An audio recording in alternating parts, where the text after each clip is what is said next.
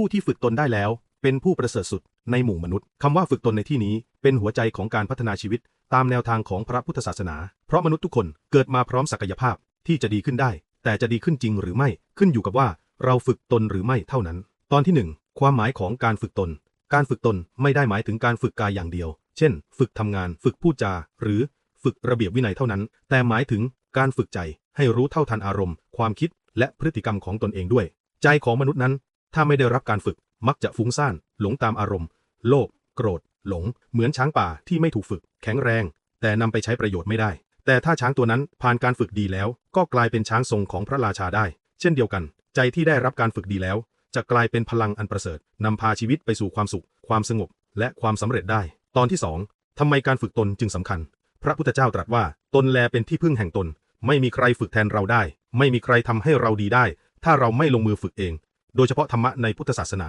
ผู้ปรารถนาต้องลงมือทำเองมันเป็นเรื่องเฉพาะตนที่เรียกว่าปัจจตังการฝึกตนจึงเป็นรากฐานของการพัฒนาศักยภาพของมนุษย์อย่างแท้จริงไม่ว่าทางโลกหรือทางธรรมถ้าเป็นทางโลกก็ทำให้เรามีวินัยมีสติมีความสามารถถ้าเป็นทางธรรมก็ทำให้ใจเราสงบมีปัญญาเห็นความจริงของชีวิตตอนที่3ขั้นตอนของการฝึกตนการฝึกตนในทางพุทธศาสนามีลำดับที่ค่อยเป็นค่อยไป3ขั้นตอนคือ 1. ฝึกศีลฝึกกายและวาจาให้เรียบร้อยไม่เบียดเบียนผู้อื่นเช่นไม่โกหกไม่ทำร้ายไม่ลักขโมยไม่พูดทำร้ายใจใคร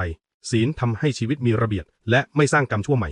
2. ฝึกสมาธิฝึกใจให้ตั้งมั่นไม่หวั่นไหวกับสิ่งรอบตัว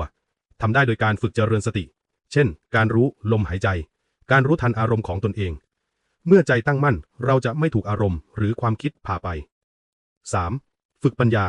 ฝึกให้เห็นความจริงของชีวิตตามที่มันเป็นเห็นว่าทุกสิ่งไม่เที่ยงเป็นทุกข์และมิใช่ตัวเราเมื่อเห็นอย่างนี้ใจจะค่อยๆ คลายจากความยึดถือและเกิดความสงบลึกภายในตอนที่4ตัวอย่างของผู้ฝึกตนลองนึกถึงพระพุทธเจ้าพระองค์เป็นตัวอย่างสูงสุดของผู้ฝึกตนจากเจ้าชายสิทธัตถะผู้มีทุกสิ่งพร้อมในทางโลกแต่เมื่อเห็นความแก่ความเจ็บความตายพระองค์ไม่หนีแต่กลับฝึกใจให้รู้เท่าทันมันจนตรัสรู้เป็นพระสัมมาสัมพุทธเจ้าหรือในชีวิตจริงของเราก็มีตัวอย่างมากมายเช่นคนที่เคยใจร้อนแต่หันมาฝึกสติรู้ทันความโกรธของตนไม่นานก็กลายเป็นคนใจเย็นเป็นที่รักของคนรอบข้างนี่คือผลของการฝึกตนเปลี่ยนคนธรรมดาให้เป็นคนประเสริฐได้จริงตอนที่5แนวทางฝึกในชีวิตประจำวันการฝึกตนไม่จำเป็นต้องเข้าวัดหรืออยู่ป่าเสมอไปเพียงเริ่มต้นจากสิ่งเล็กๆในชีวิตประจำวันเช่นตอนเช้าฝึกมีสติขณะลืมตารู้ว่าตื่นแล้วกำลังหายใจอยู่ตอนทำงานฝึกรู้ทันอารมณ์เมื่อโกรธหรือเครียดให้รู้ว่านี่คือโกรธแล้ววางตอนพูดจาฝึกพูดด้วยเมตตาไม่พูดทำร้ายผู้อื่น